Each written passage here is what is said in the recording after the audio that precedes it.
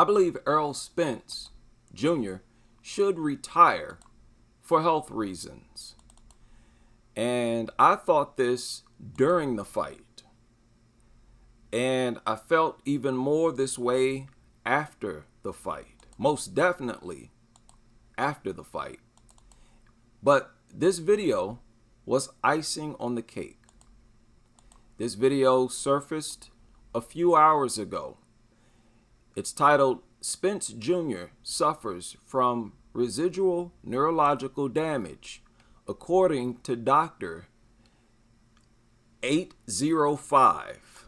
And if you compare video of Errol Spence before his accident, just do a little assessment on the eye exam of what I'm telling you. It is apparent. I mean, it is honestly, it is embarrassing how obvious it is that he's significantly compromised. So what I would say to this is just think back to what they did to Muhammad Ali when they let him fight with Parkinson's.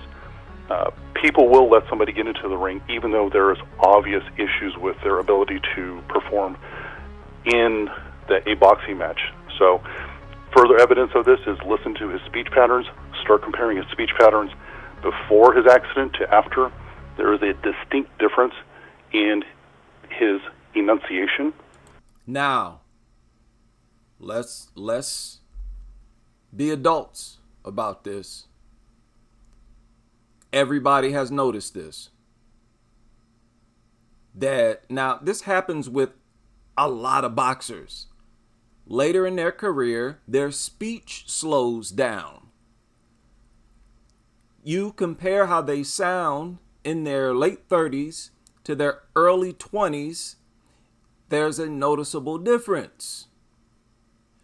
But I don't think I've seen it as dramatic as this in such a short period of time, like what we see with Errol Spence. Before that accident, I believe Spence was a lot more articulate. I believe Spence has always been one of the most articulate athletes you ever want to hear speak, even at a very young age. This is Errol Spence at 22 years old. Listen to him. I'm currently making Errol Spence Jr. 120 and like 8. Shit. Ooh, been knocking them out, huh? What was that? How old are you, man? 22. And we heard you going to the Olympics. Look at how quick he was. Back in the day, Errol Spence with his mouthpiece was lightning fast. And the man don't stutter. He don't take a long time to formulate his thoughts. He would run through them sentences like nothing at a very young age. Brother, is that right? Yeah, going to Olympics, 128, 152. That's what's up, man. That's what's up. That is what's up, brother. Everybody from Dallas, Fort Worth area, everybody in Texas and country, look out for me. I'm bringing that gold medal home in August. Already. I'm bringing that medal home in August. He was fast. I'm currently making weight now, so it's been on my mind. So yeah, so I definitely move up after this fight. If we have 2 fights, then after the 2 fights, I'll move up. Is Jermell all right, thank y'all guys. Huh? Is Jermell a never fight, or never say never when it comes to you and Jermell? I don't know. That's something me and Jamel got to talk about. So I just wish him the best in his fight with Canelo. All right. Now, as you all know, there are some interviews where it's a lot worse. I just got finished listening to a few. And man, look, I don't like what I'm hearing. Now, this was uploaded 2 months ago. Before I do it, my past like shit, I was a lot younger. Just coming into some money. It's crazy. I get a lot of friends. Now, I know he has these new dentures. But I am saying, this is what I strongly believe. I agree with the doctor. That car crash, Did y'all see his photos after that crash? He looked very bad, and he was missing a whole bunch of teeth. That car crash was probably the equivalent of 5-10 years worth of getting beaten in the head, which is why his speech has slowed down so dramatically in such a short period of time. It's like his body is not quite moving at the speed of his mind anymore. So why wouldn't that show in the ring? Now, this doctor also pointed out how clumsy Spence looked in the ring this past Saturday. And he said, your loss of balance is a part of the process when you have residual neurological damage. And I know part of that is because he has dentures, but even just listen to how he is formulating his words, his thought process. He's much, much slower. Now, another component to a sign of advanced neurological damage is a loss of balance. That's why, as people age, primary cause of injury for older people is falls. And that's because as the nervous system degrades, the communication to the musculoskeletal system is also compromised. So a lot of the signs that people associate with aging as people get into the 30s in boxing or even sports, it's the first thing to go is your neurological system. So when people talk about timing, and if you kind of listen to what even Spence was saying, Spence doesn't even know what he's saying. He's just commenting that. He's like, oh, my timing was off. My timing was off. That is because his brain is not the same. Now, of course, you can... Y'all remember, after the fight, he was talking about how his timing was off. Yeah, your timing... Muhammad Ali talked about the same thing. He's like, I saw the shots coming, but my body wouldn't get out the way fast enough. I would order my body to move, but it wouldn't move when I wanted it to move and how fast I wanted it to move. Spence, look, I'm not trying to take away from Crawford. Listen, if Spence was 100%, I would still take Crawford, and I believe Crawford would still dominate Errol Spence, even a prime Errol Spence. It's a style thing. But Spence having the perfect style for Crawford to shine was exaggerated, I suspect, by the car wreck. Now, look, a lot of people talking about how that's hypocritical, that after the car wreck, people were saying that the car wreck didn't have any effect on him at all. But that's not the point. Maybe that's all it took was for him to have that car wreck and then to be beaten across the head a couple more fights. Remember, he only had 2 fights in between that car wreck and fighting Terrence Crawford. He had that car wreck in October 2019. And, okay, so his last fight was Sean Porter. A month after he fought Sean Porter, he got in a car wreck. And he didn't fight again until December of 2020. Then he fought Ugas. Okay? So maybe all it took was these 2 fights on top of the car wreck. It just seems to me that he's talking like the difference I hear in his speech pattern is what I see from boxers who are now retired. It seems to have accelerated. It seems to have accelerated in a very short period of time with Errol Spence. And look, man, I don't want to see that. Add on to that, alcohol abuse, sure. Alcohol abuse, and I did hear about his thing with alcohol, which couldn't have helped. You know?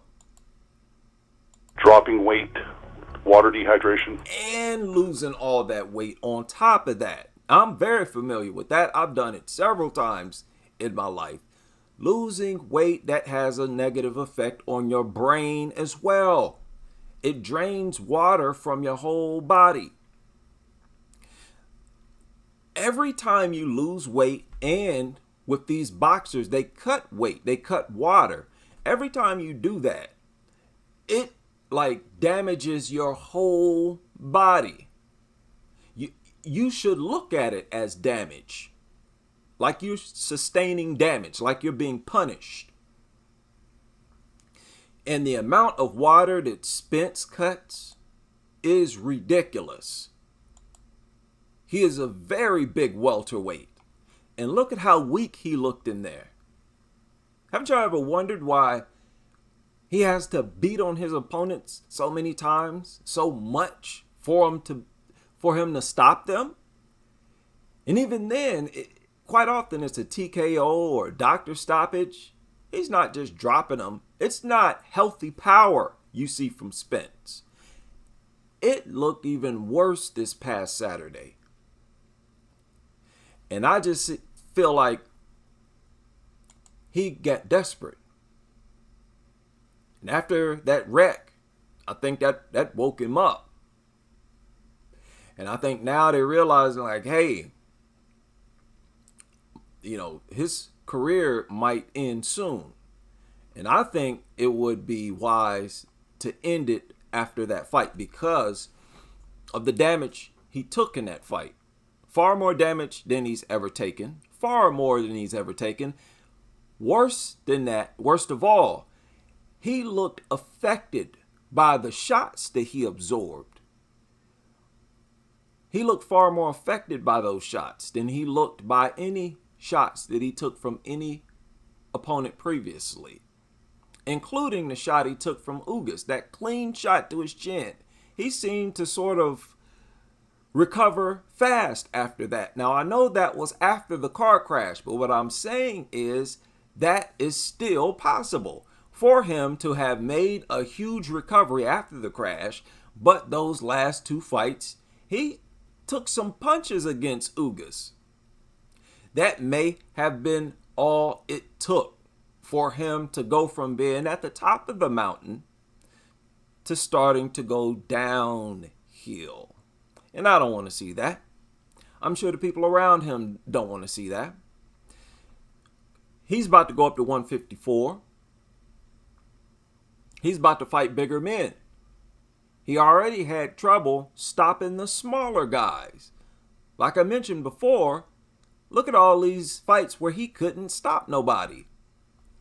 Before he stopped Ugas, he hadn't stopped anybody. His last time he stopped somebody was in 2017.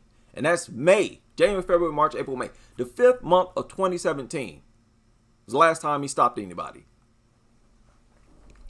So his power wasn't all that great at 140. It just wasn't. And like I said, most of his victories are TKO. Most of them are TKO. Not KO. Most of his stoppage are TKO, not KO. So around this point in his career, I believe is where I believe the alcohol started to get to him. Impaired his performances. Because, he was far more consistent at stopping his opponents. And when he started to get a bunch of decisions, I question what was going on there. Would he have done better had he not been fooling around with alcohol? But after this Sean Porter fight and he had that accident, it seems like a totally different Errol Spence today. When he speaks, when he talks, his interviews, his movements. Like, look at how delayed he is. And I'm not even talking about speech. Just by his movements, the movement of his face, the blinking, how the speed of his face moves, his lips, everything. Everything seems slowed and delayed. And it's extremely noticeable. Whereas not long ago, he was one of the sharpest interviews you could get. So I hope that he retires after this fight for health reasons. Everybody, and I mean everybody, for the most part, in my opinion, would give him a pass for that loss. Because this is about to blow up. Okay? This was uploaded an hour ago, this video. And already it has 4,500 views. It was uploaded on BDA Boxing. They got a pretty large platform, a fairly large platform. I believe this video is going to make the rounds. Hey, gentlemen, thank you for having me on. And you want to listen to it. Now, excuse me, this video has 20,000 views in 3 hours. And I believe it's all going to get back to Spence and everybody else. Listen, I think he should retire right now. I just think it's reckless and irresponsible to send him back in there against bigger fighters. The last thing he needs to deal with right now is big punchers. Big punchers at a higher weight class. No, thank you. So, you know, plenty of money making opportunities outside of boxing. I think Spence should hang him up.